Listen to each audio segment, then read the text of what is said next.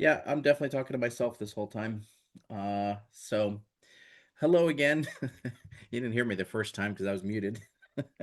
Welcome to Tradecraft. Glad to be here with you. This is Jim Simmons, head of trading with Tickblaze. And welcome to all traders. How's it going? How'd you guys do this week? Fed week.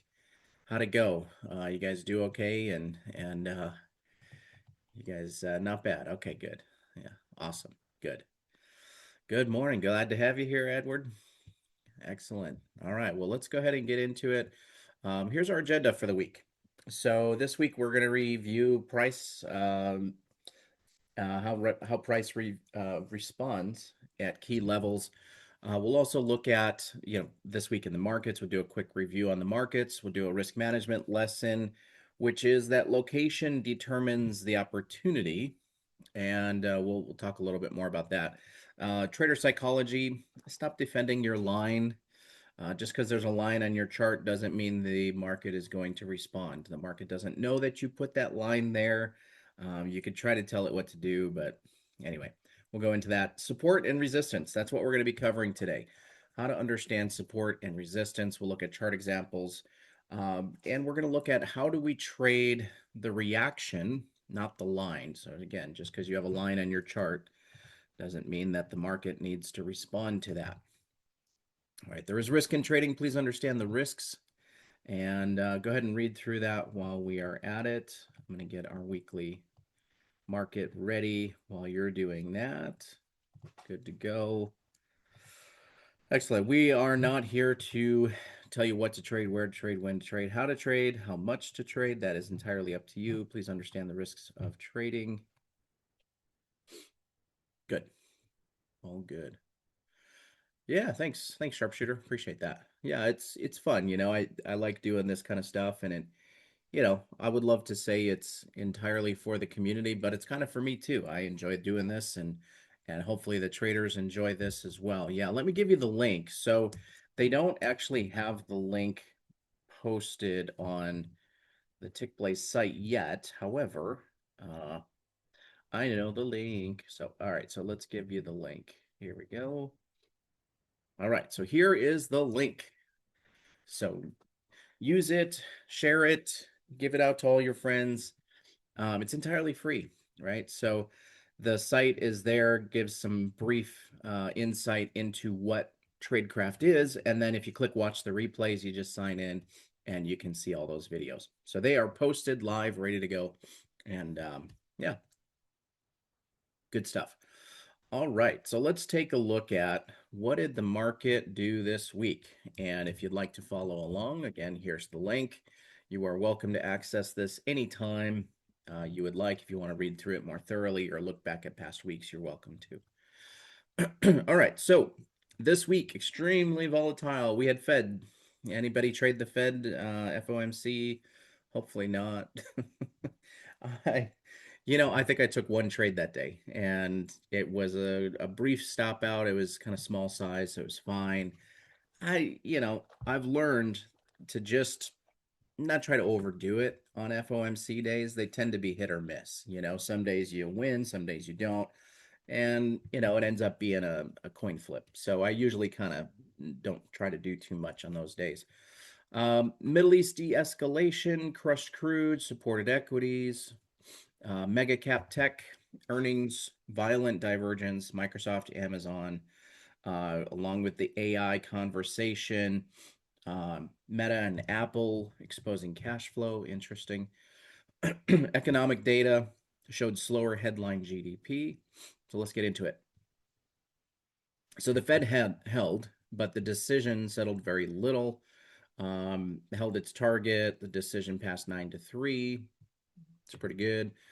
Fed described economic activity as expanding, solid pace, but despite elevated uncertainty. Okay, market interpretation. Initial reaction was dovish. Dollar declined, short-term treasuries eased, gold rallied, expectations for immediate hike were reduced.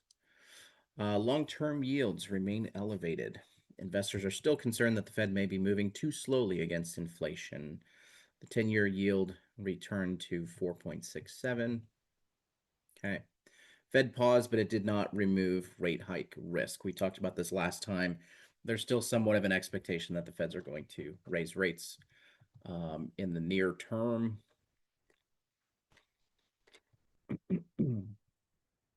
So inflation remains above target. Oil remains unstable. Labor costs are firm. Labor's been doing pretty well. Domestic demand remains strong. Okay, so we'll see what happens in September. Could be pretty important, obviously. GDP weak on the surface, but strong underneath. Second quarter GDP annualized rate 1.5, below expectations, down from 2.1.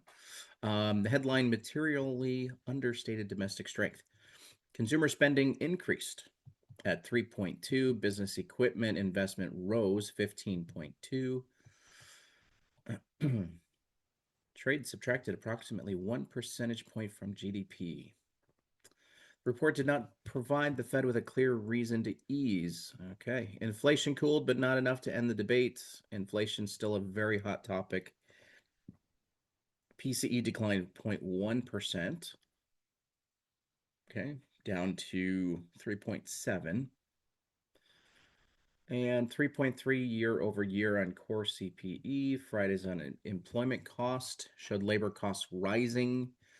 And that is to be expected, when oil cost goes up and the prices go up and then people want to get paid more and then that causes further price. Anyway, that's a whole separate ball of wax. Inflation improved, but improvement is not sufficient to declare the problem solved. There you go. De-escalation created the first major move that immediately removed part of the geopolitical premium from crude. WTI fell more than 8% on Monday. 82, 79, 84, 83. There's really, they say that's a lot of movement, but looking at that doesn't seem like a lot of movement to me. Renewed attacks reverse the narrative. Crude structure. There's your support and resistance areas. Crude bias neutral, which understandably we'll go look at the charts and determine what's going on there. Tech earnings, equity futures, Microsoft revalidated the AI trade. So AI was kind of taking a hit there for a little bit. Stocks moved 2.8 rally on Thursday and 1.7 on S&P. Pretty good. Meta exposed the other side. Meta declined after quarterly free cash flow reportedly fell 9.1%. Amazon extended the recovery on Friday, jumped 10 to 11% pre-market. That's a massive move. More evidence that cloud and AI infrastructure demand remains strong, which clearly it does. Trailing 12-month free cash flow still turned negative. However, the meaning market is currently rewarding revenue acceleration despite heavy investment. Apple counterweight fell 7 to 8%. So pretty mixed bag on those major contributors. Despite being headline earnings expectations. All right. Bigger tech, AI is no longer moving as one group. So we saw before it was kind of all moving in tandem and now not quite, right? It's kind of a mixed bag here. So accelerating cloud or AI, credible margins, controlled capital expenditures, sustainable cash generation. Let's look at the equities. NASDAQ experienced the widest swing. I wonder why. It's Fed week. Yeah, the AI jalopy. There you go. Support resistance in there, continually cautiously bullish on the bias there. S&P, we've got remains stronger and more balanced. Support resistance, cautiously bullish again. Russell, this one showing neutral above 2940, bullish after acceptance above 3000. Acceptance meaning that it's going to stay above and close. YM, useful as a breadth confirmation. So continued strength in YMRTY would make the equity recovery more credible, because if they're all moving in tandem, obviously that's a pretty good sign that the equities are in recovery. If we have YM and RTY deviating from NQES, that tells us something. There's a lot of crossover between ES and NQ, but RTY and YM are totally different. So for the most part. Gold. Gold rallied after the Feds held the rates. Neutral below 4,100, bullish after acceptance above 4,180, trapped between safe haven demand and negative effect of higher yields. So, treasuries, if you want to take a look there, I don't really watch the treasuries too much because I don't trade them. US dollar and the currencies, neutral to bearish below 101. Okay. Meaningful drivers, Feds, GDP, PCE, Microsoft, Amazon, Meta, Apple. Crude response to US Iran, as usual, a lot of noise. What matters next week? So, what do we got coming up this week? ISM manufacturing on Monday, JOLTS job openings on Thursday, productivity and labor costs Thursday, July employment report on Friday. Major earnings. We got AMD, Palantir. I don't even know how to say that. Caterpillar, Eli Lilly, other economically sensitive AI linked companies. So there you go. Bullish, bearish scenarios in there, market breakdown, um, risk assets responding positively to a pause in US Iran strikes. Yeah, good. So there is our weekly market briefing. Good stuff. Let's go to the charts and see where we're at on the charts. So we've got, let's start with ES since we're already here. We had our break of structure here. We have another break of structure right here. We stayed below our strong high. Huge drop here. And then it came all the way back up, swept all this area back into resistance, which was right here. That would be the resistance, came out, chewed up to here. There's our resistance, and it looks like we're pushing pretty strong today. We came through, I don't know what the reaction was here initially. It looks like it bounced off of anchored VWAP and then came through. Can't tell on this chart alone. I'd have to go to a smaller time frame. But right now, what is our market direction? Well, let's do this even better. What's the regime of this market on this chart? Are we bullish, bearish, neutral, transitioning? Are we confirmed? Bearish, okay. Bearish, yeah. So we're still bearish, right? We're still bearish. If you look at our impulses, and this is something we're going to look at today, we have an impulse here. What is an impulse? An impulse is a wave that breaks structure, right? And you can see the break of structure right here. That would be your wave down, and then deep pullback inside, inside, inside, drop. So that would be your pullback inside and drop. So your most recent impulse is going to be from here down. So we actually closed above this impulse right here. Now that tells a story here.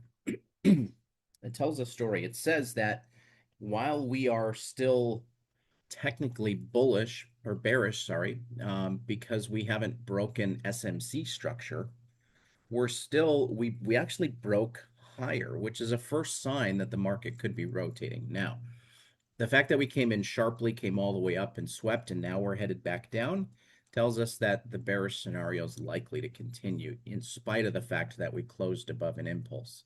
We even closed above this, this higher pivot right here. So, again, that tells a story, but ultimately the market is sharply rejecting off of this order block at the highs on the 4-hour chart. So that's our read on ES. Strong possibility that you could get support down in here. And here's something that we're going to be looking at today is whenever you see these large outsized bars, right? You can see one here. You can call it a rally bar, drop bar. You could call it, there's a number of different names for it. Anyway, anytime you see these big bars, look to the left. What caused that big bar to drop? Okay, so anytime you have, and this is support and resistance concepts, we're going to be looking at this today, so we might as well get into it. What is the bar that caused this sharp drop? Well, the bar before it is right here, which provided resistance. What about this one? We've got a bar here. If we frame in that bar, did it provide resistance? A little bit. Came all the way up to the top, but it still provided some resistance. If we have one right here, there's the bar that caused this sharp drop, right? So what was the reaction there? Well, most traders are trained to look here, right? Well, what about this wick? So this huge bar down came all the way back up, tested it, and dropped. So these are very important anytime you see that. Now, is this bar huge? No, but it's larger. It's an outside bar or a engulfing bar, right? Lower low, higher high, closed at the high. And it's much larger than the previous bar. So there's potential support down here. Make sense? So there's our read on ES. Let's go to NQ. NQ respecting the anchored VWAP all the way down until we had this drop here. If we look at where is our impulse, we were here.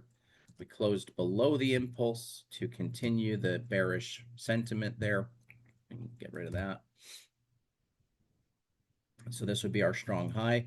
Came down, we had a pullback here after a shallow extension. And then we came down and put in a pullback here. So there's our next break of structure. And then we have a break of structure to the upside here. So we are in, what is our bias on this market? Who can tell me? And the regime. So we're looking at beyond bearish and bullish. What phase of bearish and bullish are we looking at? So we got a lot of people saying bearish. It's in a failed bearish. Failed bearish. Why would we call it failed bearish? Because market actually broke structure to the upside. So bearish has been failed. We don't have bullish confirmed yet because we don't have a 1, 2, 3 on the bearish side. It'd be 1, 2, 3 would give us confirmation that we are now bullish. All we did was we came in, we swept the lows. We didn't have a lot of extension beyond the low. Came all the way back up. Where did we get caught? Right at the resistance. Where's the resistance? Let's look at the bar before the major move down. I don't know about you, but I'd like to be in that trade. Anybody else here feel like I'd like to be in that trade still? Yeah, I'd like to take that one and be in it. Anybody else? That's a pretty solid trade, but we had a bullish break of structure closed above the impulse. Yeah, but there's major resistance here. Resistance and support don't care uh, what your SMC structure looks like. What they do care about, though, is regime, and we're going to talk a little bit about that. I'm not going to go super deep into it. This is a very choppy area. So you guys remember when we went over balance zones and balance areas? This was the order block, came out, swept it, chewed up the whole entire thing. So this is now, in this case, would not be strong resistance. We're not going to, it's a little more advanced in this case. I'm just going through it for those of you that understand some of these concepts. But anyway, so not a whole lot of resistance there, but this is, yeah, pretty solid. Let's go to, so we are in bearish failed is where we are at here. Where's our support? Again, big bar up, we've got potential support here. And now if you're doing order blocks, the order block would be here. But if you want to look at just the bar before the big move, it would be here. Okay. But it's up to you how you want to plot that. Let's go to GC. GC had a big run up and a big run back down. We are still inside the impulse. We can get rid of this at this point because it's been chewed up.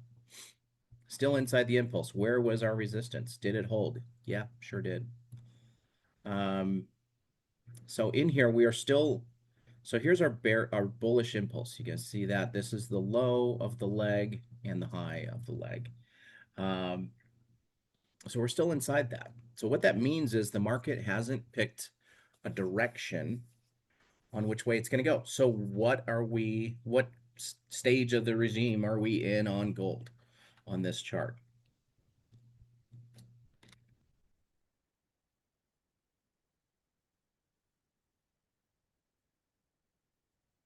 Who can tell me what's our regime here on gold?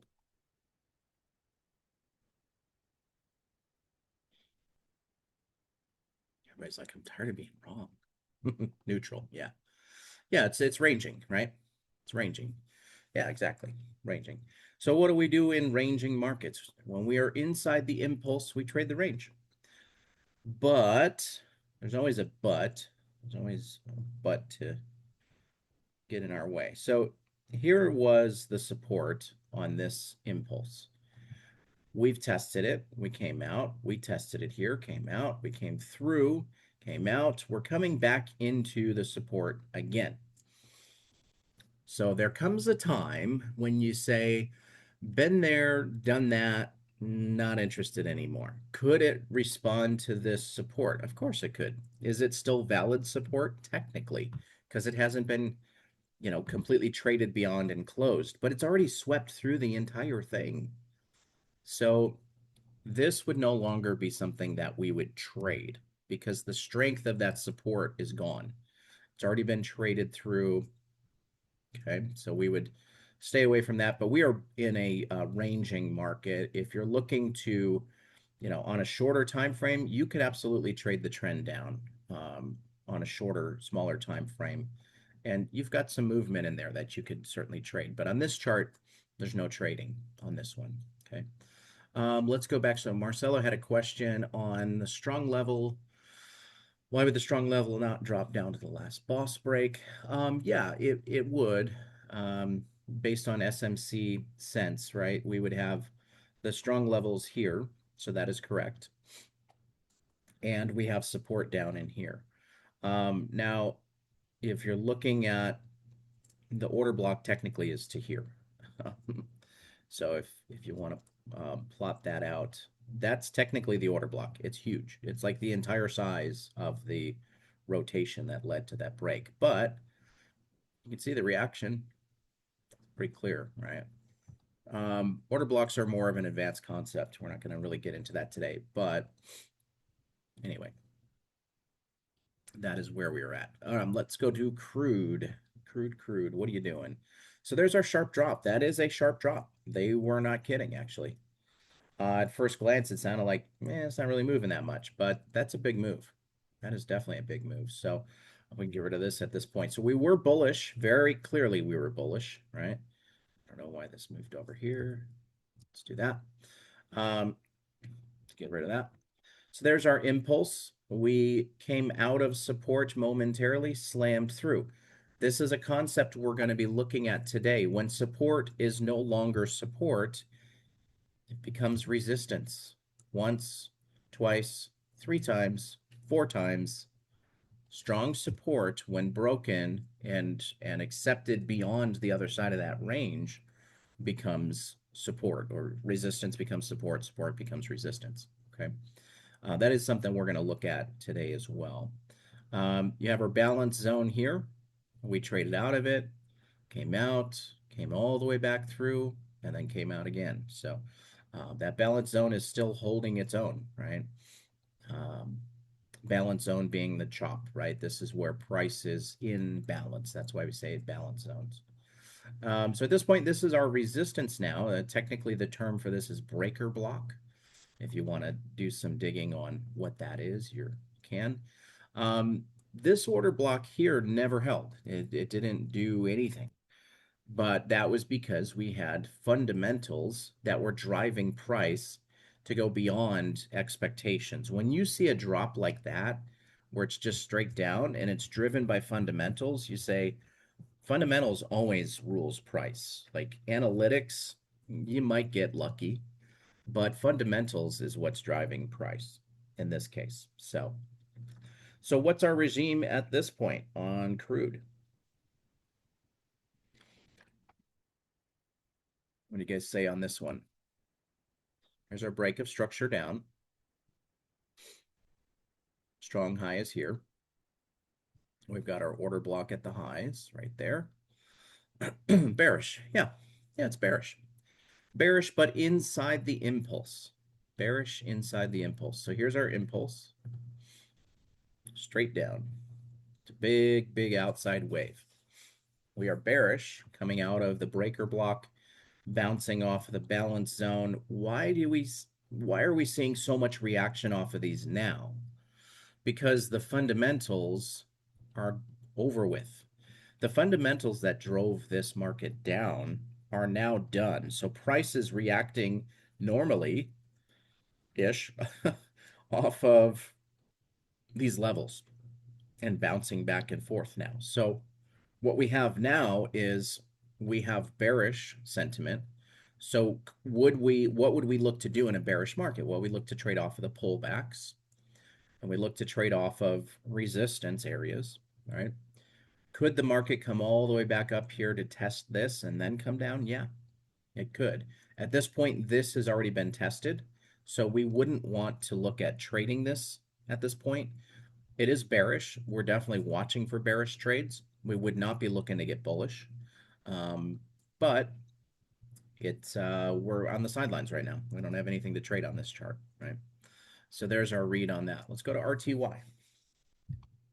RTY finally breaking out of the range from the past 2 weeks. So I guess this was here from prior. I don't have the old data, but we can do this. We'll just draw a line there and say, okay, there's our break of structure.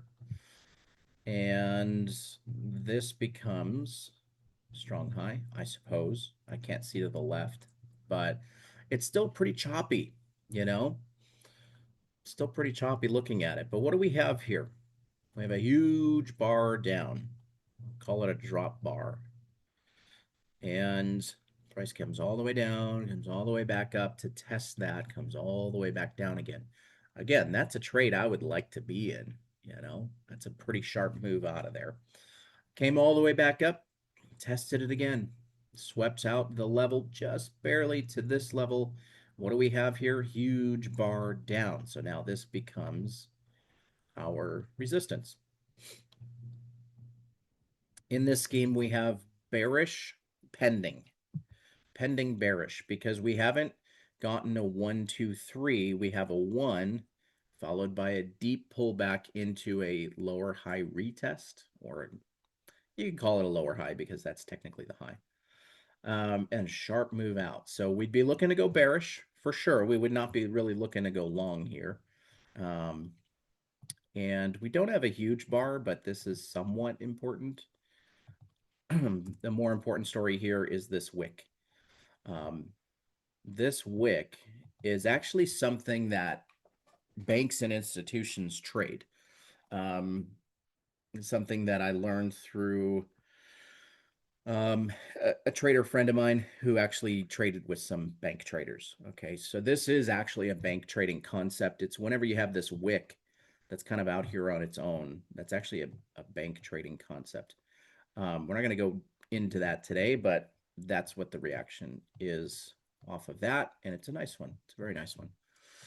So that is our market context for the week. That's our review and where we're currently at. Good stuff. All right.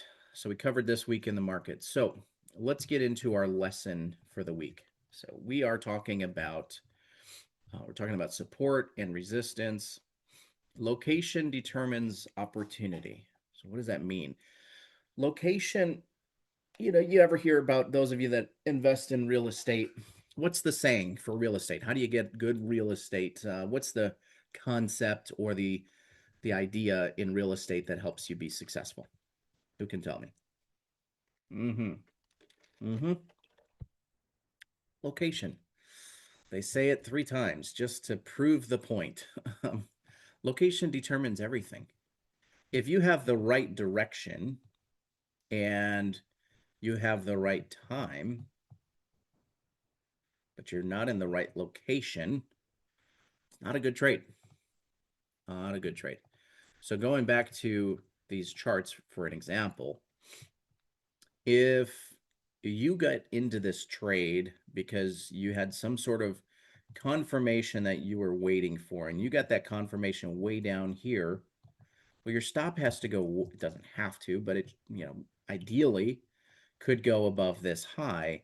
How much room do you have to trade to these lows? You've only got 0.5 to get to the lows. So that's not a good location. The better location is up here because now you have 3 to 1 from risk reward, right? So that is hugely important. Location is everything when it comes to your to your trade plan and to your entries. So avoid entries in the middle of a range, right? We don't want to diddle in the middle. Um, there are traders who do it. Frankly, there are traders who are successful doing it until they're not. They get away with it for a while. They extract some payouts from the prop firms, and then ultimately they lose their account because they have no idea what they're doing. They're just trading in the middle of the range. Okay. It's not sustainable for a long-term trading operation. So common poor locations include directly into opposing resistance, right? If you are trading back into going long in here because you thought, yeah, okay, we're breaking out. Look, we just broke this high, and it goes the other way. I know none of us have ever experienced that before. So no trading into resistance and no trading short into support, right? We want to get long out of support, short out of resistance. No chasing expansion, right? You might see this kind of thing and okay, we got a break and then you're trading the breakout and you're just hoping because the problem is too is sometimes you're at the end of the trend that looks like this and you're trading a breakout. Uh, that's been pretty far extended. Might not be the greatest location, right? And you could hear it in your head, right? Buy low, sell high. It's not that easy. Um, some say buy high, sell higher. So location is everything though. Location and timing kind of go together hand in hand. Um, but a good idea, a good entry, a good direction, all of that can become a bad trade if you're in a poor location. So patience is your risk control. One of the most overlooked concepts in trading is not trading. Not trading is risk control. Because if you're chasing trades, how do those trades usually go? You might win some, you might lose some. We talked about this last time. I think we talked about this. If you have a 70% win rate, let's say, on your trades, a pretty good win rate, right? But you have a 70% win rate and you have trades that you could filter out. You have 3 winners and 3 losers that you could filter out from that trade plan, right? Would it be worthwhile to add that filter to your trading plan? Yes, it absolutely is. Why? Because you're eliminating 3 losers. Yes, there are 3 winners, but depending on what your risk reward is, if you're at 1 to 1, these trades are not doing you any justice. They're not making you money. They have zero expectancy. That's what you want to look at. What is your expectancy? Not what is your, or do you have some winning trades that you're cutting out? So don't be afraid to cut those out. Um, Wait for the best trades. Waiting for the best trades is risk management because you're staying away from putting risk on things that don't deserve your risk, right? Um, you could look at this in a lot of different ways. I don't really have any examples that come to mind right now at this point, but if anyway, you get the idea. Wait for the better trades because some trades do not deserve your risk. Some trades do not deserve to take a chance on, right? All right. Um, let's talk about defining your line. I don't know why my notes are not lining up today. That's weird. Very weird. The other thing I do want to talk about here, though, is what we just looked at, right? If your range is here, you've got support here, you've got resistance here. Do you want to go long here at this location? No, because you have no room to get into resistance. Your stop has to go way down here. So the location inside of this area determines everything. This would be a much better location to get long because you have more room to get to where you're going. You guys will hear me say it a lot. And when I was running the trade room, what are we trading into? You always want to know, what are you trading into? If you're trading into resistance, well, then you have limited upside and a lot of downside. What is the market more likely to do? We're trading off of probabilities. The market is more likely to not hit your target and go hit your stop. That's a bad trade, right? If the market's ever more likely to hit your stop, that's a problem. It's a big problem. Um, so anyway, I think that pretty much drives home what we need to cover there.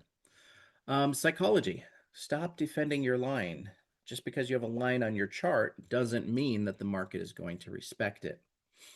Right? You can't become convinced that, oh, this worked 5 times before, so it's going to work again until it doesn't the next 10 times, right? Market's going to do what the market's going to do. But rather than just defending your line and assuming that that line is going to hold, why not wait for rejection? All right. Why not wait for the reaction? There are reactionary traders, and we talked about this before. Reactionary traders, and there are restraint traders. Who do you think makes more money? Well, obviously the reaction, because they're taking more trades. More trades does not equal more money. Better trades does. So restraint. So wait for the confirmation on that. I'm going to open chat to everybody so you guys can chat with everyone. There we go. So now you guys can chat to everyone. So wait for the reaction. That reaction could look like a bunch of different things. And we're going to look at how to take this and make it practical and build it into your trade plan. We're also going to do a fun experiment, which is always pretty enlightening. But you trade acceptance when the level is failed, meaning that if you have a level here and here and it bounces and then it breaks and then does that, that's your acceptance. That's your trade going the other way, right? Or even on a pullback after that is a better location. But anyway, you trade it, after the rejection the first time, as long as you got room to get to the lows. If it doesn't go, it doesn't go. You get out. You wait for the next trade, right? But don't be convinced that the trade is just going to hold up because you had that line on your chart. Wait for the acceptance. Wait for the market to prove you right. And once it proves you right, then get into the trade, assuming you still have room to hit your targets, obviously. So trade the evidence, not the expectation. You're waiting for the market to prove you right. Build failure scenarios. This is something that most traders don't do. What does your failure scenario look like? I never thought about that. Failure looks like, if I'm trying to trade, let's say this is my resistance here, and I'm trading a trend line break out of this area. So this is my resistance line. I want to trade the trend line break coming out of that. Okay, cool. That's a good way to do it. Sure, that works. And you are expecting if you're just trading here, there's no confirmation. A trend line break could be your confirmation. You could wait for the break and the hold. There's a lot of different ways to go about this, but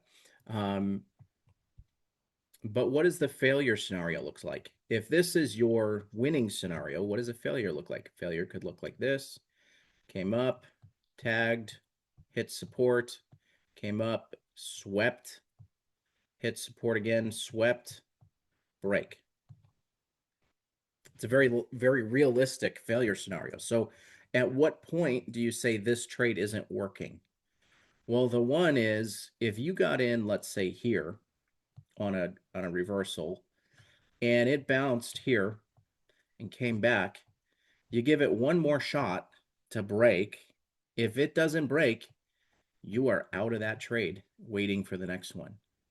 So those failure scenarios, if the market does this and comes back, or does this X number of times and comes back, I'm exiting the trade because it did not play out the way that I want to.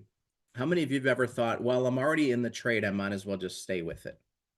How many of you guys have ever thought that? I'm in the trade, I took the trade, I'm going to stay with the trade. Anybody?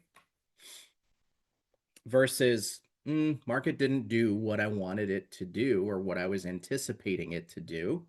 Therefore, I'm going to get out.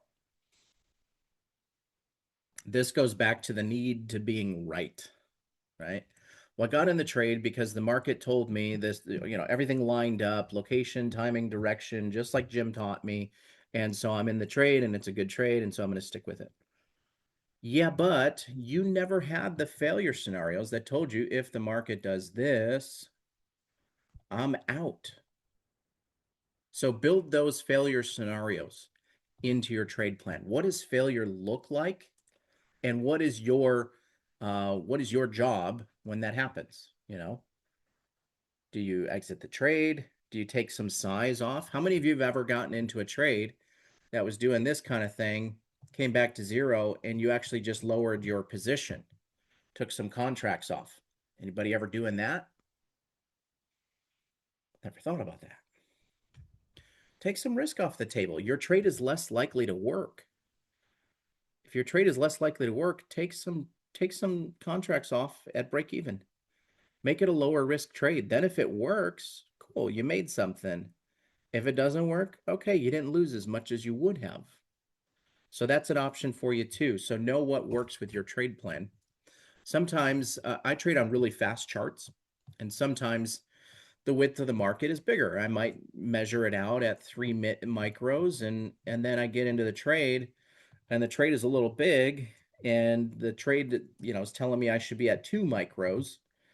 And depending on what the total risk is, I might go, nah, I'm right at break even. It's coming down a little bit. I'll just exit one contract to save on the risk. Yeah, I'm gonna make a little less, but I'm also not gonna lose more than I should. Right. So don't be afraid. Don't be afraid to be wrong, because you're always right when you get into your trade according to your trade plan and you get out according to your trade plan. That's when you're right. You executed your trade plan with the correct risk. Um, yeah, that's when you are right. It's not a matter of being right whether the trade works or not. You are right when you're managing the trade the way that you're supposed to. And if you don't have trade management in your trade plan, that would be something I'd look at this weekend for sure. So common behaviors: entering before confirmation, adding to the trade after the level fails. You hear that and you go, well, that sounds dumb. Yeah, but traders do it. Not just a little bit. They do it a lot of bit. They go, oh, my level didn't hold. It's going higher. Cool, I can get a better entry. Let me add to my position instead of taking away from the position. They add to it. We all know how that works. Oh, it's going my way. Great. Yeah. Oh, crap. And now I moved my stop and I don't, oh my God, I just blew out another account. So don't do it. Ignoring the acceptance. If the market closes on the other side of your resistance, it didn't work. It's not going to work out. Yeah, but it could still go to target because it didn't go to my stop. Yeah, it could. It could. You made it that far. You've accepted the risk. Maybe it goes your way. But if you're seeing this and your stop is here and it does that and comes back down and your entry's here and it does this, that stop is moving to break even immediately. At least that's how I would manage it. And if you get stopped out at even, great. You didn't take a loss. You lucked out. Your stop was in a good location. It worked out. Doesn't always work that way. But don't be afraid to bail on the trade if it's not working. So here's a better mental framework. The level is an area of interest. It's not a promise. The market hasn't promised you anything beside the fact that it will crush your dreams if you let it. It can also create your dreams if you respect it. So prepare two scenarios. What's the reaction? What is the break? What is the acceptance of, defending the level, I guess is a better way to put it. What does that defense of that level look like? And what does failure of that level look like? So define that in advance. Cool. So what makes the level matter? Well, let's talk about that. How do you figure out where support and resistance is? Support should reject the market when it comes down into it. Resistance should reject the market when the market comes into it, right? So support looks like that, resistance looks like that. Bam, bam. These areas that you could look to, aside from, all of the tools and indicators aside, let's look at what are those tools and indicators based off of. They're based off of several things. It could be liquidity, could be volume, it could be could be options levels. So this would be level 2. This would be striker, right?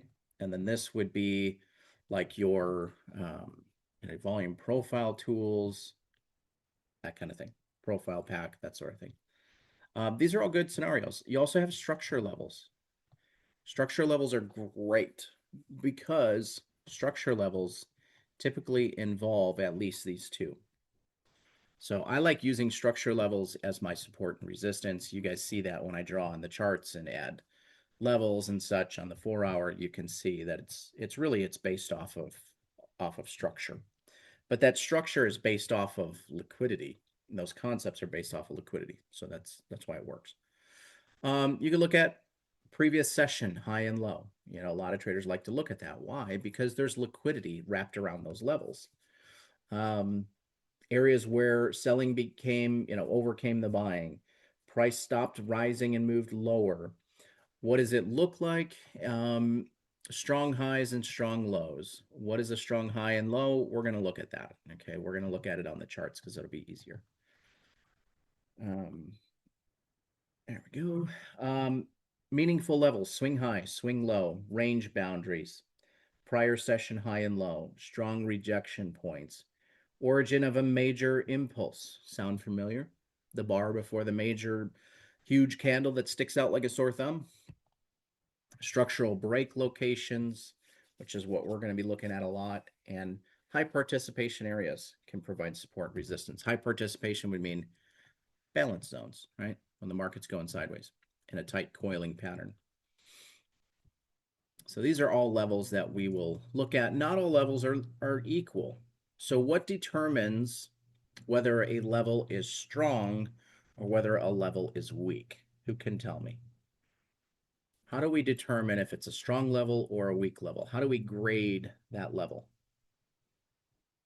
What do you guys think?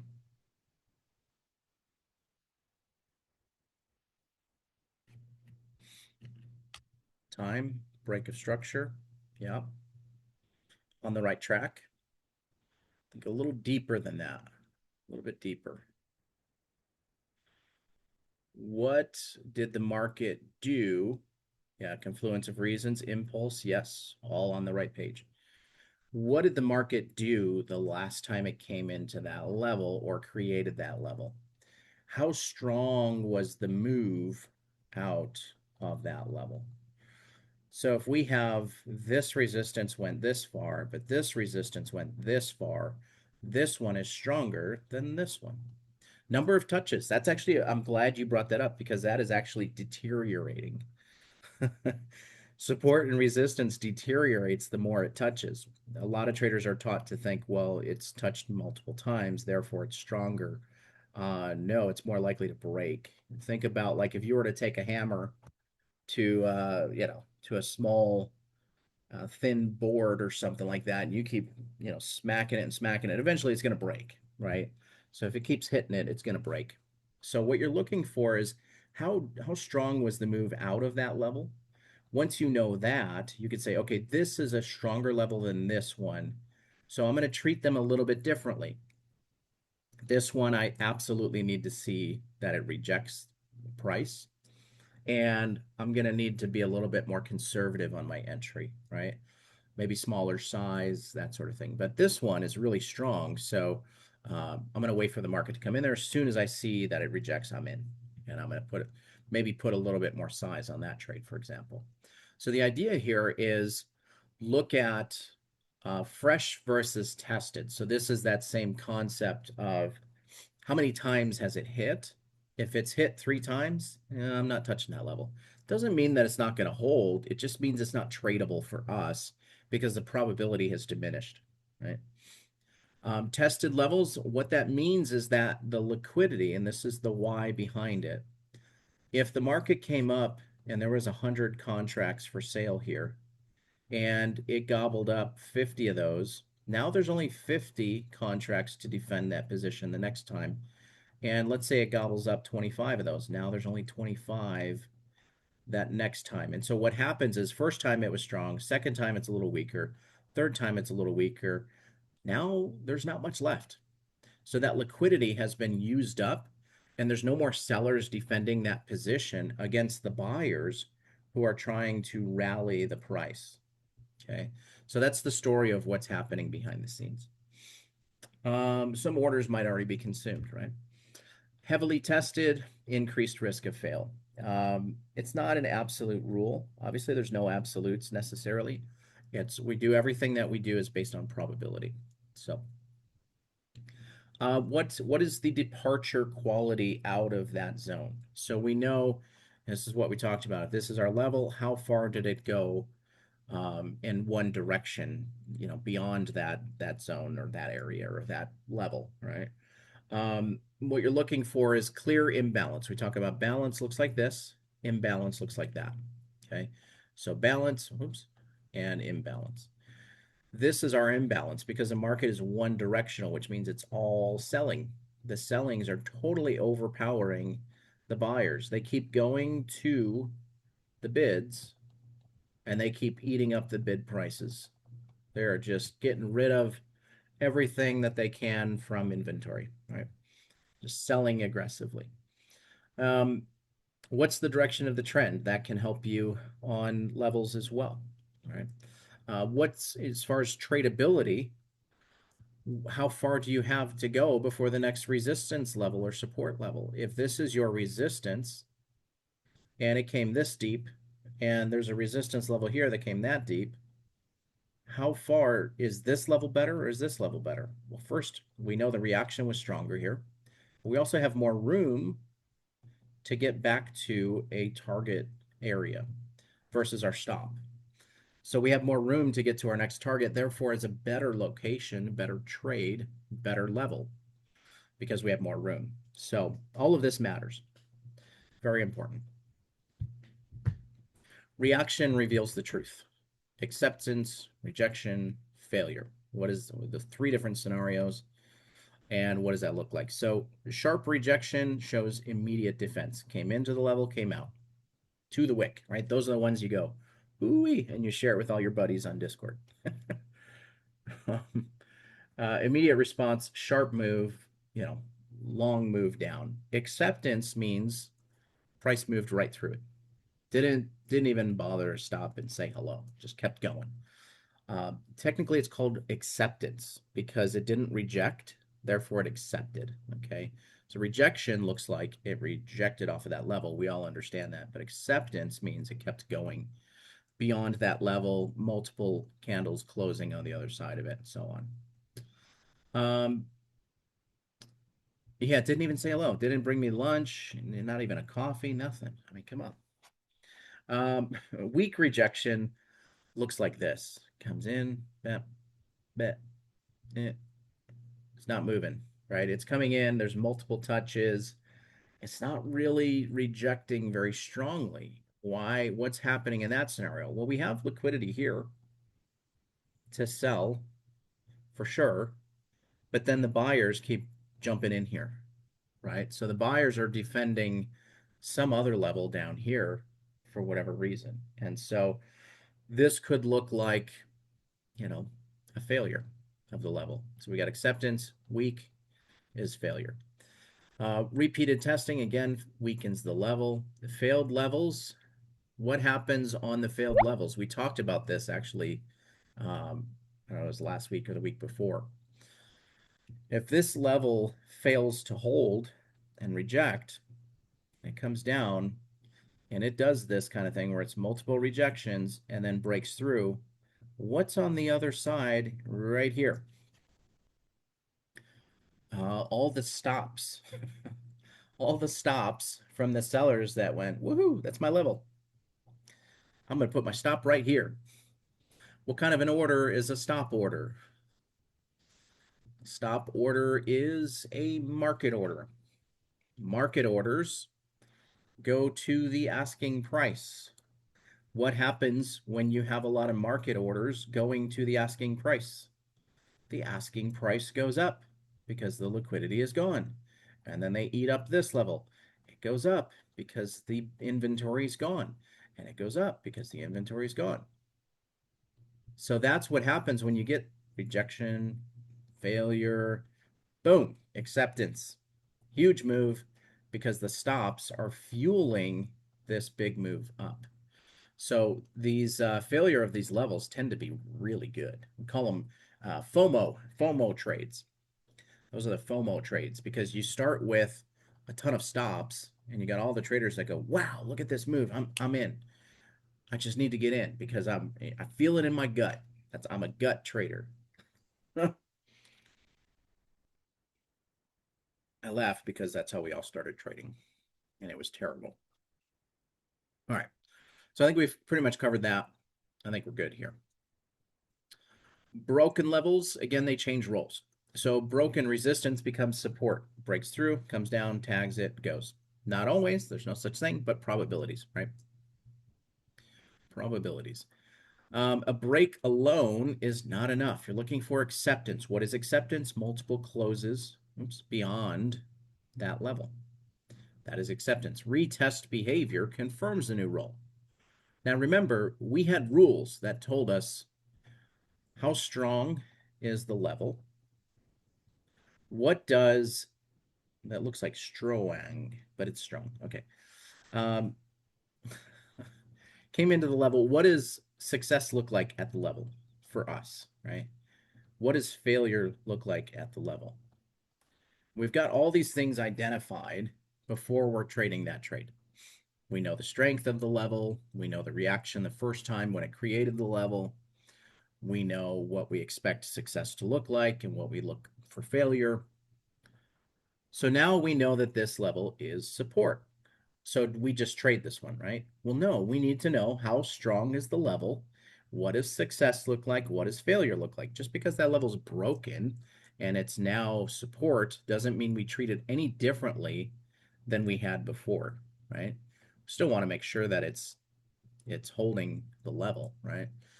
What are some main time frames to see these structures? It depends on what you're trading, but we'll look at it. We are going to look at that. There's a concept of do you use your primary chart or higher time frame charts? I'm going to show you a way that you can do both on one chart. Woohoo, less charts, less noise.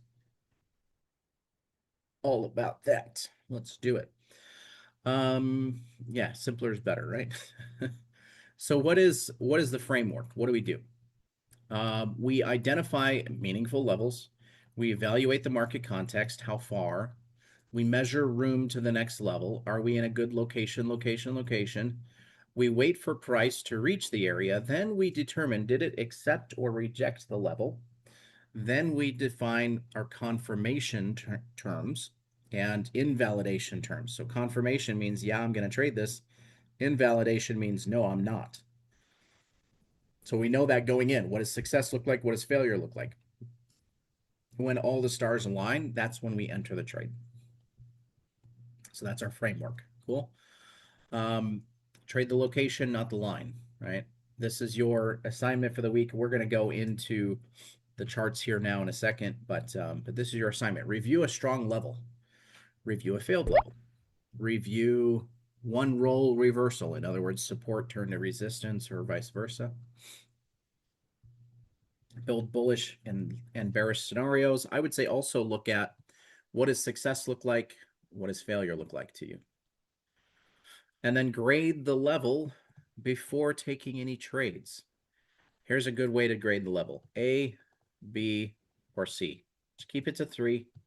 Is it an A level? Is it a B level? Middle of the road? Or is it a C level? Probably need lower risk on that trade. Cool? Makes sense, right? So let's start with our big time frame charts. We'll just look here. Is there any levels in here that caused a major movement off of the level? Well, this one did. There's our major movement. Did it hold up as resistance? Yeah, sure did. This is actually another banking trading concept. It's actually pretty slick. Anyway, yes, it's the fair value gap and all that. You can look at it and say that, but there's more to that story. Anyway, clear rejection, right? That was a strong, strong resistance point when it came into this level, right? Or when it came out of that level. So when we're grading this level here to say, should we trade reversal here? That's a pretty strong level. That would be an A level because there's a huge move out of it. So when it comes back here, then we would look to trade that with some confirmation. Now on a 4-hour chart, you're probably not trading levels on a 4-hour chart unless you're a swing trader. And in that case, you're looking like this level, not this level over here. So um, so with this, you would go into a smaller time frame chart to look at, do you have some sort of pattern or signal or something that determines, yeah, that level held, right? So that's what we're looking at there. So that would be a strong level. This one, what was the reaction and movement out of this level as support? Well, it went all the way up here. Did it break structure? That's another thing we can look at. No, it didn't. It broke structure but didn't hold. So this would be another resistance level. Huge move out, came back, tested, came out. Could it hold again? Yeah, but it's already been it's already been tested once. So same thing here. This one has not been tested. Big move down, big move back up. That could be strong support here. And clearly they held off the wick and moved up. So there you go. So those are strong, weak levels. Let's go to a different market. This is the simplified version, right? Resistance is areas, not lines, too, by the way. You want to look at areas of interest, not lines of interest. Okay. What was the move from here? That was a pretty big, sharp move out. When you see the move and it's bouncing and moving and bouncing, it's not as strong as a straight drop. Those are going to be the strongest. This one, pretty big move, but it wasn't straight out. Came in, came down, and then went. This we can tighten all the way up to down here, and that would be our support, the strongest support for this level. So big reaction equals strong support resistance. Gold, yeah, came down pretty sharply, came in, came right out, tried to test it, couldn't, came all the way down to the other side of the range. Strong resistance.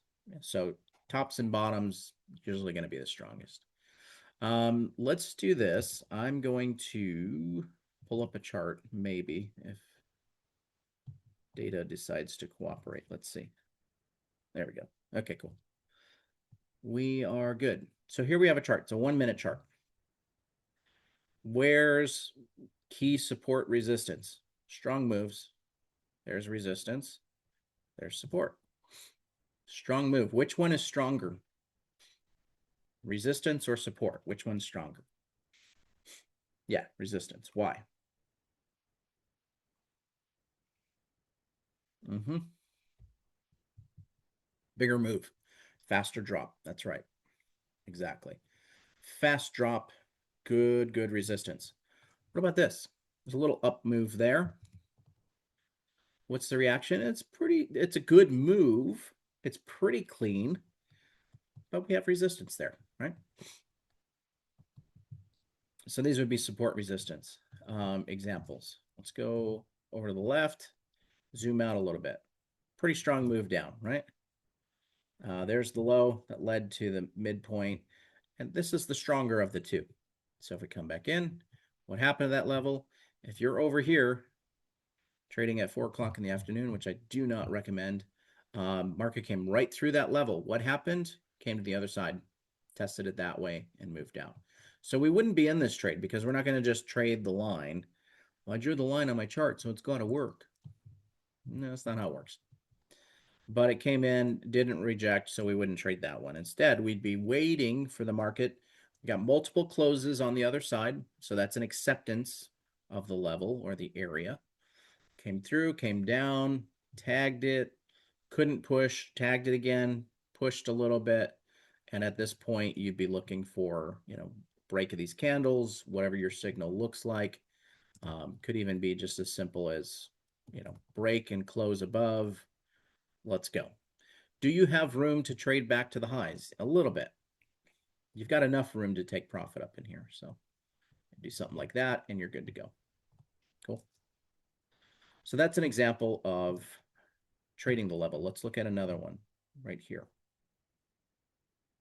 Pretty decent reaction off of the pullback there. Tagged it 3 times though. Once, twice, 3 times. Big move out. Hasn't come back yet. It's a strong level. Let's keep going. Let's go over to here. Move down, never came back.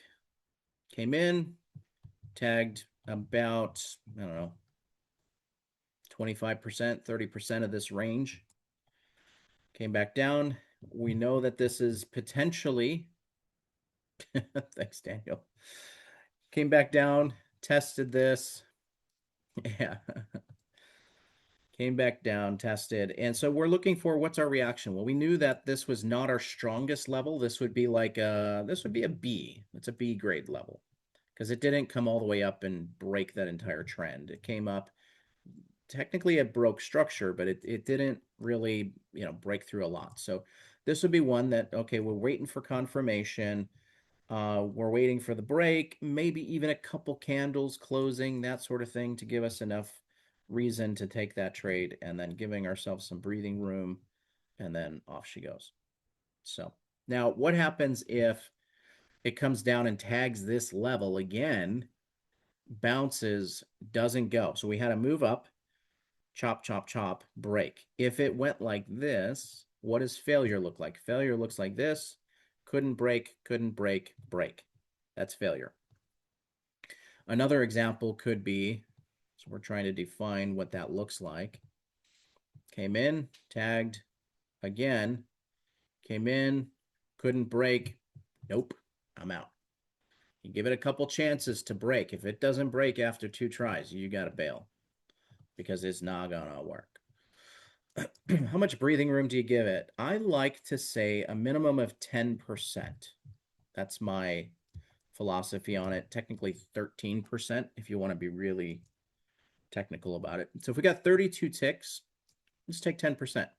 Move the decimal, right? So you got 3 ticks. So you probably want to add one more just for good measure. It's going to be like 36, 37. That's a good concept for breathing room. Just give it like 13% is a good one. Yeah, and always round up. Yeah, always round up. Give yourself a little more room. Here's another one. Let's plot this level. Came down, pretty big move. So it's going to hold, right? Nope, sure ain't. Now let's say this was our level, okay? It came in, we waited for a close and a break above, stop went below the low. We got 24, so we need about 3 ticks. So it'd be about 27, 28, something like that. Came up, no love. Came up again, still no love. And at this point, I'm going, I don't like this trade anymore, and I'm going to just try to give it one last shot, and if it's not going to push on this move, then I'm out. So don't be afraid to take a break even. Break evens will save your trading career. So yeah, that's right. So that's a good way to look at it. So so this is a very simple way to look. Now I'm going to do something here. We're going to have some fun. Let's do an experiment. You guys are going to love this. Okay. I need more days. Let me add some days to this. Let's go like 30 days.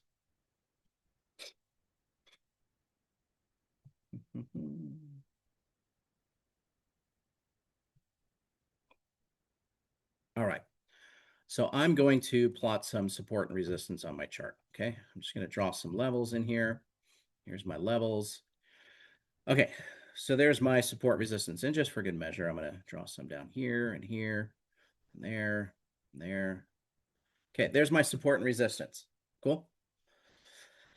These, I bought this indicator, right? This indicator, I'm going to do a vertical line here. get rid of that. We'll just move this here. I bought this indicator. It plots support and resistance. Man, I want to make so much money. Watch this. It's just going to be great. Watch this. Watch this. Okay, so here we go. Oh man, look, there's a trade. That's awesome. Oh look, okay, this one didn't really work. Oh look, there's a level. Wow, that one worked. Oh look, this level worked. Okay, cool. Oh wow, look at this. This indicator's so amazing. Holy smokes, do you see this trade? Wow, that's amazing. Dude, look at this support and resistance. This is so amazing. I can't wait to take my family on a $10,000 vacation because of this new setup I've got. It's so huge. Check this out. Watch this. Wow, man. That's some good support and resistance. Dude, look at this.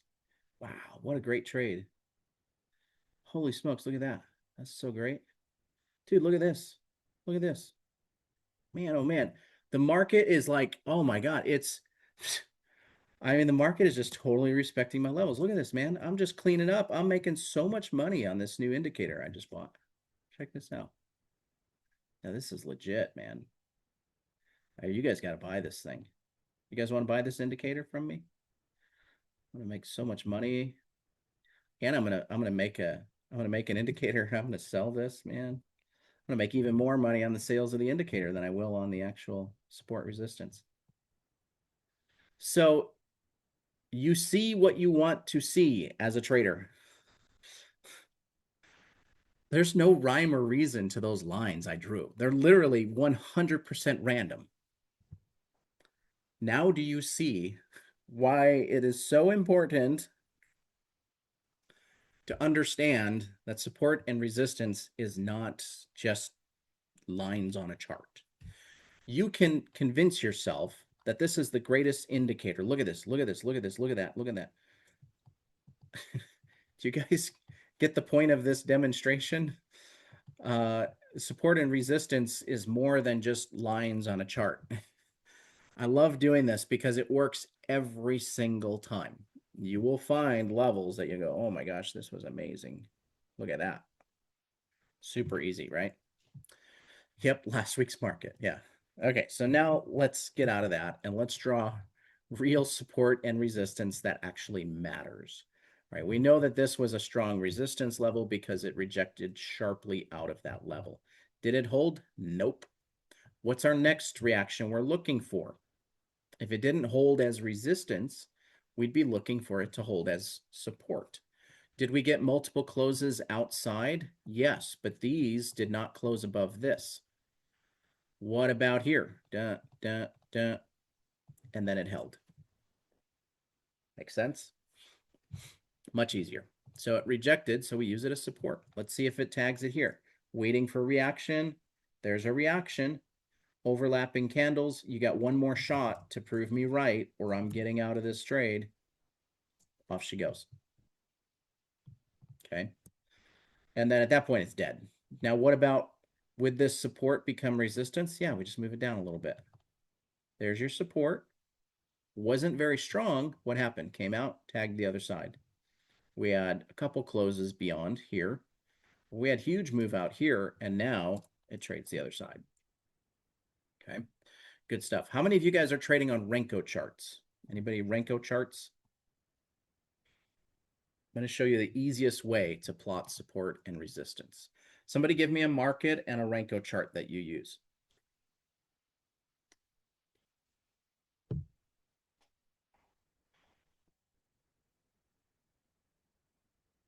MNQ, okay.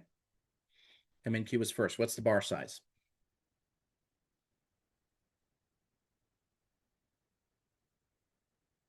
10 brick. That's really fast.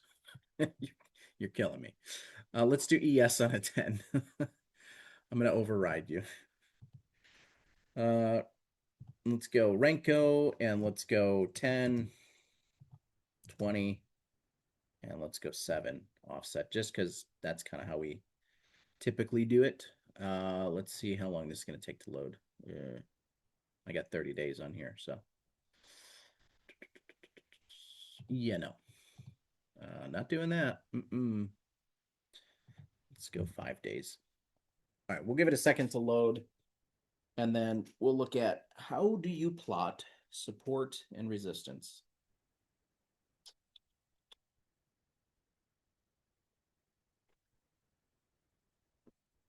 Hmm.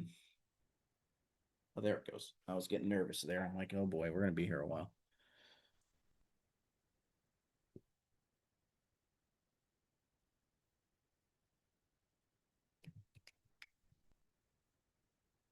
Okay, well, that's doing that. Maybe I can. Nope, I can't. Just kidding.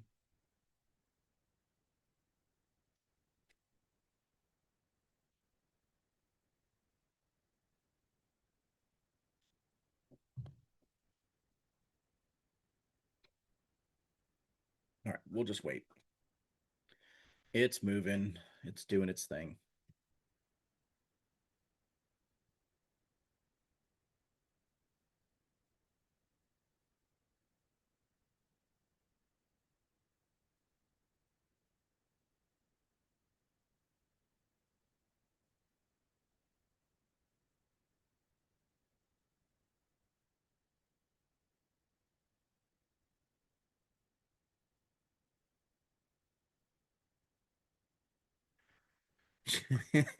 Charts in accumulation phase.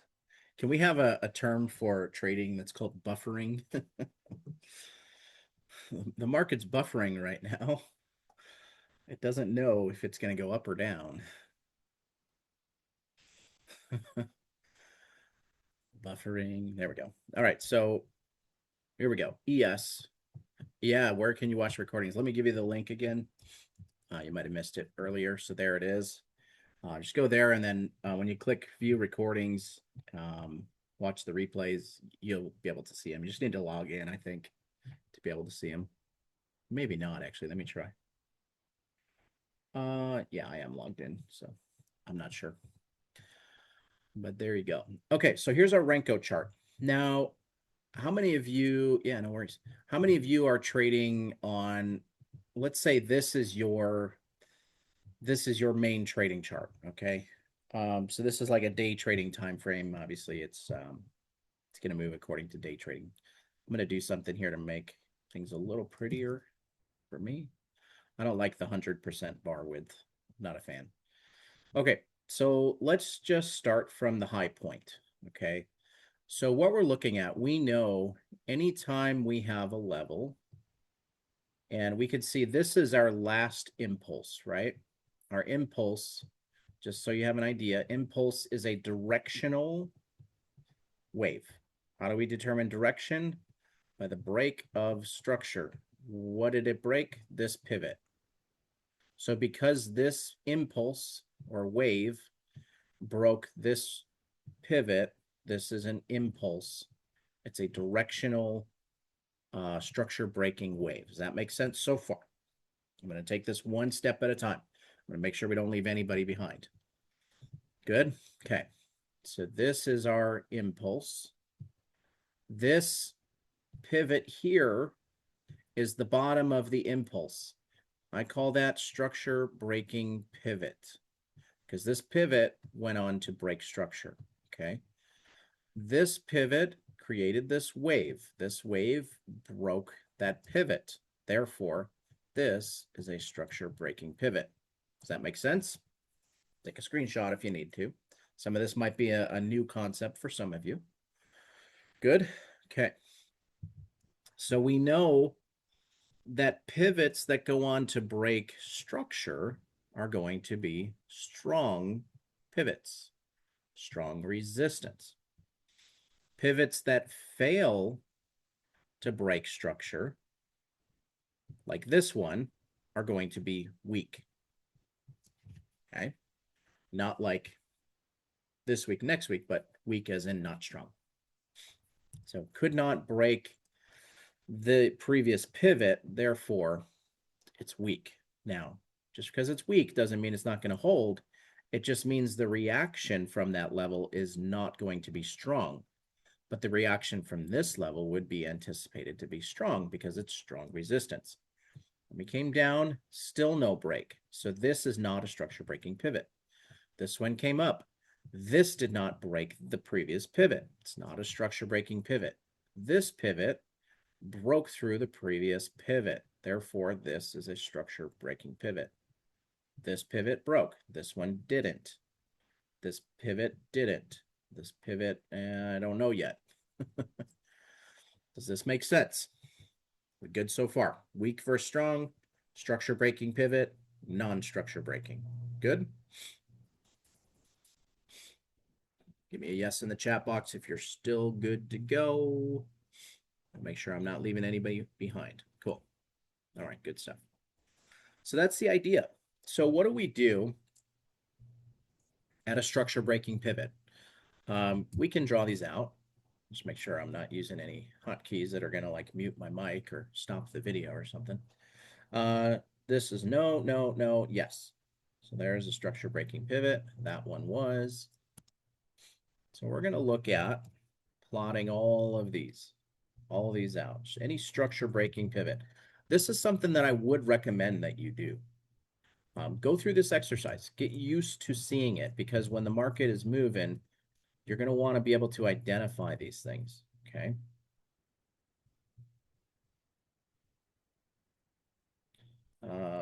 No, this one would actually move down here. That one. Anytime you have a reversal bar, I call it a pivot on these. You know, for the sake of Renko bars, if you get a reversal bar, it's a pivot. This one, yes, barely. This one, no, because it didn't close. This one, yes. No. Yes, it gets pretty noisy in here. Yeah. This one, yes. No, yes. No, yes. No, yes. No, yes. So on. So these are our structure breaking pivots. Okay. So now that we have these, what we're going to do is we're going to plot any of these structure breaking pivots. We're going to draw a zone around the reversal bar. Okay. You could do the reversal bar if you want to be more inclusive, or if you want to be more tight with your support resistance, you would do the last bar before the reversal bar. Okay. So we'll make it a little bit more exclusive. And we'll say there is a zone here. There was a zone here. And here. Okay. So let's break down this down move. Does the number of bars to the boss break have any significance? Yeah, the distance that it travels outside of that area is important, right? You could look at a simple Fibonacci and then just move it down and say, okay, this one was stronger, this one was weaker, right? You can get a sense of that. So here's what we're looking at. If we are in a downtrend, what should we be trading? Should we be trading long or short in a downtrend? Short, right? Shorts off of near resistance. So what we mean by near resistance, the most recent resistance, that's what we want to trade. What was the reaction out of this level? It broke structure. What was the follow through like on that break? It's not very strong. What was the structure break like on this one and the follow through? Not very strong. How do we determine? That sounds subjective. Okay, how do we make it not subjective? What's the difference between that break and that break versus this break? Okay, so here's our distance on the extension beyond that. Okay, so if we look at, here's our extension. We'll just draw Fibonacci to measure it. Okay, now let's compare. In order for this break to be as strong as this, it would have to move this far. Did it move that far? It did not. Not even close. It moved that far. So if we're trading this as our area that we're looking to trade, it'd be quick in and out. Like, could you trade it? Yeah, absolutely. but you're not asking for much. Like you're saying, if it goes, I'm riding it. If it doesn't, I'm out. This would be would this be an A, B, or a C level? What do you guys say? A, B, C. C. Yeah. C. It's a C. It would be a C level, right? Because it didn't have a ton of follow through. Versus this level, if it came right back in, this would be more like a B level. Okay. So we're grading the levels. Let me do this. Let's erase our drawings there. Cool. So we have one trade. Got one trade here. Quick little pop. So that's one area. So if we are in a downtrend, we are trading near resistance short. Or we are trading far resistance long. Near resistance short, far resistance long. What if we're bullish like we are here? At what point do we go bullish? Well, we broke above the impulse here. So now we're bullish structure, right? So could we trade this level? No. Why? Because it's a pullback in the downtrend. Could we trade this level? No, because we're trading against structure. We want to trade near resistance in structure. Why would we not trade this level? Poor extension 2 times in a row, and it's overlapping the previous level. We've already traded that. Don't try to trade the same thing twice. The market will not honor that. Don't try to trade the same trade twice. Doesn't work. But we could trade this level. Why would we be able to trade this level and not these? Who can tell me? Why would we trade this level and not these? Or not these, I guess. What do you guys think? Yeah, strong pivot. The other ones are strong pivots too. But why else? First of all, the distance that it traveled off of this is stronger than the distance that it traveled off of that. So that's number one. The other reason is because this is higher time frame resistance. How's that? Because if you zoom out,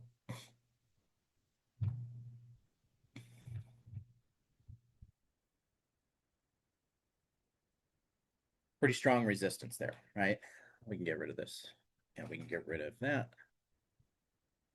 Pretty strong resistance. Came in, dropped down. If you look at it from, like, if these were higher, bigger bar sizes, then this would be one bar. Think of it as your waves become the candle. So this is a candle, that's a candle, that's a candle, that's a candle. So now you've got, these are just candles, right? Your wave itself is going to look like this on the higher time frame. Okay. Then you had a duh, duh, and then maybe a little, pull back in here, one off, and there's your resistance. And so this is smaller time frame resistance and on the, on a further level, but it's closer on a higher time frame perspective. So this would actually be pretty strong resistance. Anytime you have a 1, 2, 3 or better, then you plot the resistance at the top of the trend. So there's two ways to trade this. You've got the top resistance of the trend down, or the closest high of the impulse, the closest structure breaking pivot. Okay. Does this make sense? Good. Good stuff. This is support, because if you look at your waves, there's your 1, 2, 3 up, and that would be support potentially because it's the nearest structure breaking pivot. And then we go down to the far side of it and we say, okay, since we have a one higher low retest 1, 2, 3, therefore our 1, 2, 3 is going to give us support. So we would look to trade that. Okay. So we can let's just draw in all of the support and resistance now using this philosophy. So we've got the lowest low of an uptrend, the highest high of a downtrend, and then the structure breaking pivots on the way down. So this would be here. And once we have a new pivot down, we're not going to look to trade this anymore because it's not aligned with structure. The only time we go against structure is if it's the highest high of the downtrend. Okay. So this would be our level here, and we can include this wick on the previous bar. That would be fine. Chop, chop. Did this support hold? Yeah, it did. Didn't give us much of a reaction, but it did hold, and it held twice and then broke. So if you're in this trade, you're going, okay, let's give it one run. We'll give it two. If it doesn't go, I'm out. Okay. So here's our resistance. That one didn't go. Here's our next resistance. Would be right here. Did it hold? Yeah, gave us a little reaction. There's our structure breaking pivot. Overlapping, so we wouldn't look to mess with it. Here's our next structure breaking pivot right here, and broke the low, held for a little bit until it broke. Now, are we bullish? We are bearish failed. We're not bullish yet because we don't have a 1, 2, 3. So we'd still be waiting. At this point, we just go, I'm on the sidelines until you break this low. Once we break the low, we're back in it to win it. So we've got, this is not a structure breaking pivot because it didn't break this pivot. Okay. This one is a structure breaking pivot because it broke this pivot. So here we go. So that one would be a level. It didn't come back. So we're going to go here, do it like that. There's a level. It barely broke, but so that would be resistance, and it held. This one never came back. This one never came back. This one never closed. Psych. This one technically could be support.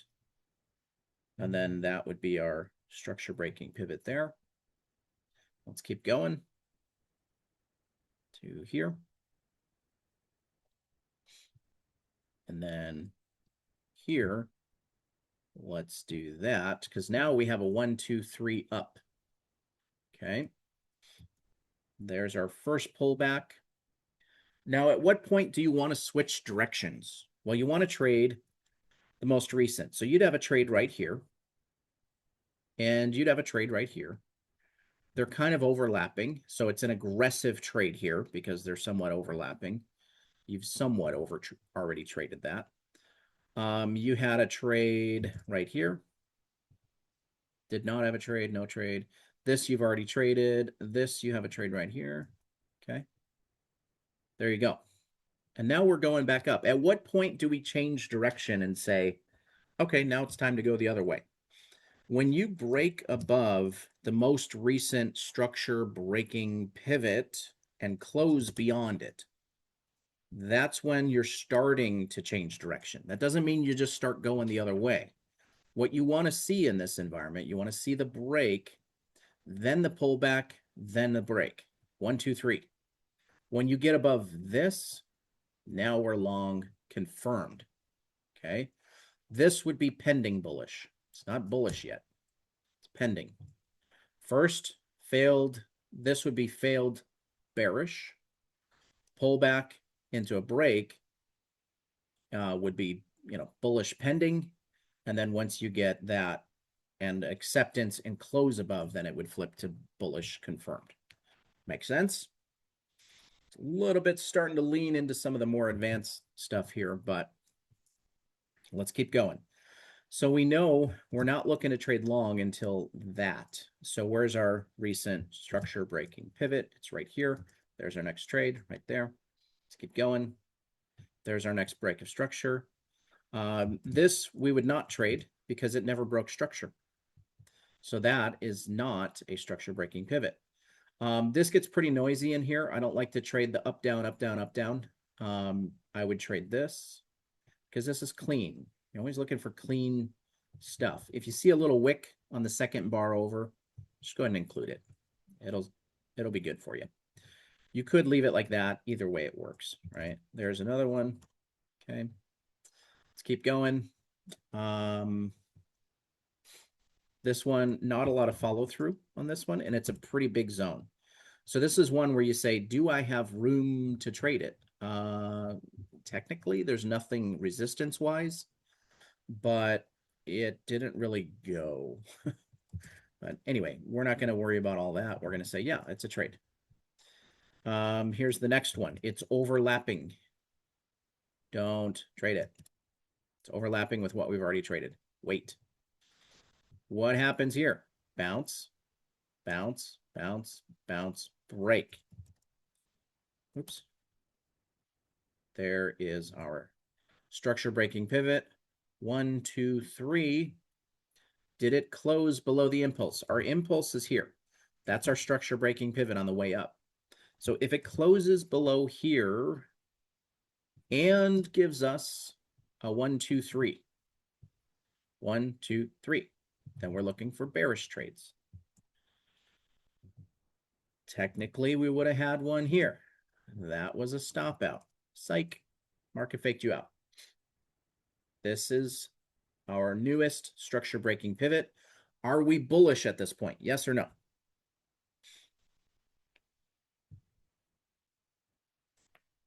We are pending bullish.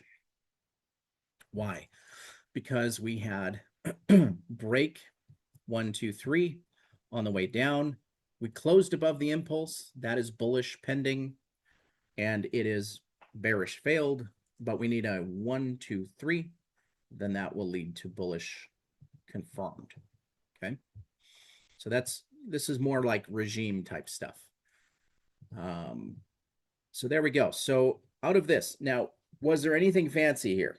No. Nothing fancy. This is like, there's not even any indicators on the chart. It's just a Renko chart. How many trades did we have? We had 1, 2, 3, 4, 5, 6, 7, 8. 8 from 9:50 until now. How many of you guys are good with 7 out of 8 at a 1-to-1 risk reward in a matter of 2 hours? Not even. It's 11:38. Trading does not have to be difficult. What is difficult is the understanding of where you are at in the regime of the market. When you know what your context is, what your permissions are, then you can trade it. So let's do this now. Let me see if, hopefully don't crash. Okay. Sometimes when I click on a drawing tool, it crashes. It drives me nuts. But it didn't do it, so we're good. We're having a good day. Attached to all, yes, perfect. So we're going to go back to now. I'm going to switch this chart. Let's go to a tick chart. Let's go to ticks. Let's go to 1597. Let's try that. We'll just go 5 days. Yeah, sharpshooter, I'm on the same page. Look at that. Great minds think alike. So we use the Renko to determine where our support and resistance is because it's the easiest freaking thing ever. You can see the structure. There's no guessing. It's very simple. Any trader can see it. It's just simple geometry. Some of you are like, man, I failed geometry. Well, time to get better. Okay, so here's our tick chart. Let's make the bars a little more narrow. Let's go down to 60. That's better. Okay. So let's take a look. So this was our resistance. We didn't trade anything here. We had a possibility for a trade here. Somebody give me a pattern or some kind of a signal that they would trade off of a level. I don't care what the signal is. What's your signal? Is it a trend line break? Is it a springboard pattern? Is it a break of the low and close of the low? Is it order flow? I'm not using order flow, but is it divergence? What do you guys use? Failed order block, rejection block. Okay. Way to make it complicated for me, sharpshooter. Let's keep it a little more simple. For some that's okay. For some that don't know what a rejection block is. Break of a level. Okay, 3-bar pattern. I don't tell Sean this, but I actually don't know what the 3-bar pattern is. Shh, don't say anything. Let's use let's use a simple trend line break. Let's use that. So there's our trend line. There's our one. There's an up move. Yeah, you want to hear from me? Look, these guys have so many strategies. I can't keep up, and I'm like, don't take me away from what's making me money. Just leave me alone. I don't want to necessarily trade any other strategies. What I'm doing is working, and let me trade. Keep it simple. Sometimes what I remember before was like I'd learn all these new things. I'm like, oh, that's so cool. I'm going to trade that. I'm going to trade this. And next thing you know, you're trying to trade 5 strategies and you don't trade anything well. So yeah, get the idea. So here's our trend line break. And so there's 2 ways we could do this. Close beyond the trend line. Cool. In the trade, stop goes above the high. You could anchor a VWAP. And once you get a close below the trend line, then you trade off of the anchored VWAP. It's a tighter trade, lots more room to trade it down. You could wait for 2 candles to close beyond the trend line. Boom. Okay. Uprising 3, falling 3. So that would be like a 3 up, 3 down. So 3 down would be right here. Is that what you mean? 3 straight in a row? Yeah. Yeah. 3 black crows or something, I think it's called. Order flow freezes, so I stick to profile and striker levels. Yeah, it makes sense. But we're looking for a signal, right? The striker is not going to give you the signal to trade. You're looking for some kind of a pattern that says, okay, that's my confirmation off of this level, right? A simple way to do that would be to throw a structure indicator on. Do I have swing structure in here? I do not. Let's see what this one is. I actually don't know what this is. That is, yeah, that's too much. Let's go to 1. Now we're talking. Yeah, swing dots. Never used it before. These are your swing dots. So when you get swing dot, draw a trend line. When you get a break of the trend line, take the trade. There you go. Let's look at where's our next trade. Could we trade this one? Is it the lowest low of a 1, 2, 3? It is. So cool. We could trade this. What's our signal? Trend line. Boom, boom, close above, stop below the low, didn't go, got stopped out. Okay, it's all right. Now we're bearish, looking for bearish trades. You're not really going to get any of the trend lines in here. Trend lines are more for like reversals. So I don't know how many of these you're going to get on the way down, but you might have to use just on the near term stuff, you might just say, I'm just going to get in. I'll wait for a trend line break on the, on the bottom of the uptrend or top of the downtrend. But otherwise, just get me in, trade it like an order block. This one would have came close, punched, came back in, tried to test low again, get out. Didn't go. You gave it 2 shots. You don't even get 3 strikes. You get 2. Okay. There's your close below. It never came back. This one, there's your move out, and you've got a couple levels overlapping. I don't know what that looks like because I don't have the chart next to me, but we can assume that's the trade right there. Came out. Did it close below? Yes. Came right back in. There's your trade down. Looking for a close out of the zone. Came back in. There's your trade. Came back in. There's your trade. So on. Okay. Um, if interesting, I don't know what this one is. You could do this. Let's do this. Let's move this here. And now we've got our Renko to the right. So why does that look different? Hmm, interesting. I don't know. Well, we had resistance here. This was our highest high of the 123, but this little level didn't hold. If this one doesn't hold, don't trade this one. You want to see that these levels are holding if you're going to trade the other side of that trend. Here's what I can't figure out is why. Where's this? Why is this different? Oh, that's down here. That is really weird. What? Hmm. You guys are seeing what I'm seeing, right? Weird.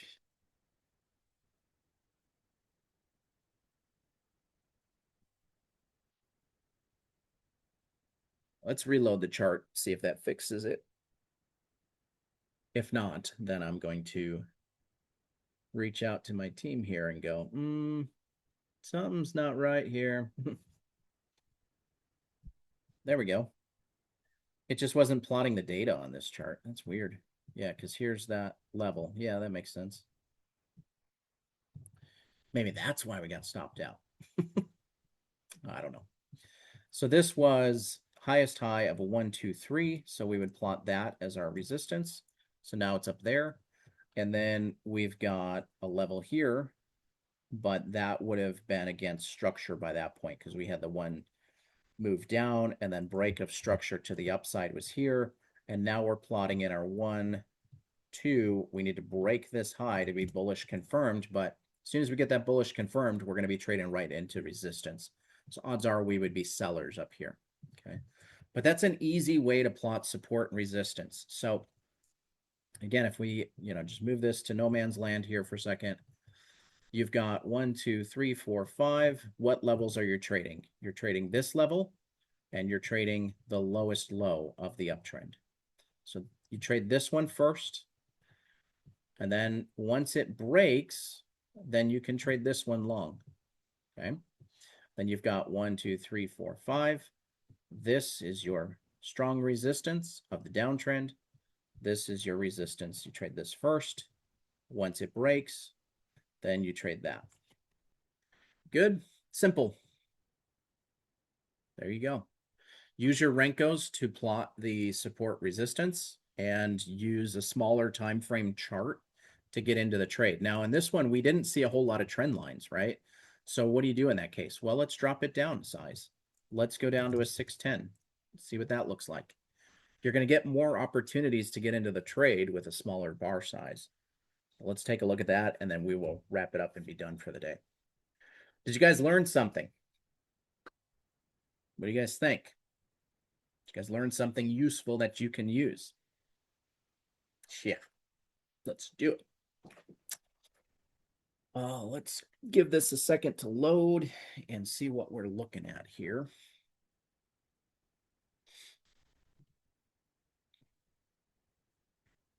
Good. Love it. Tell your friends. Come to this class. As long as you guys keep showing up, we'll keep doing it.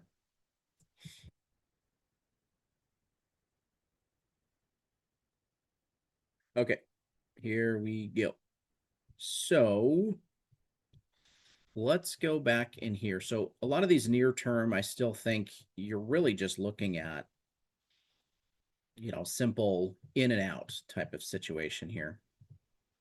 Because you're not going to get like coming into this level, you don't have a trend line, right? It's just a straight down and straight up. So there's really no trend lines. What I would say though is on the reversal stuff, you absolutely want a trend line to trade the reversal. or some kind of signal that confirms. Like this was our clear reversal pattern. We had it, coming up, and then in this one, it's a smaller chart, so it actually got the break right here, and then stop above the high. So, yep, this is tickblaze.com/tradecraft.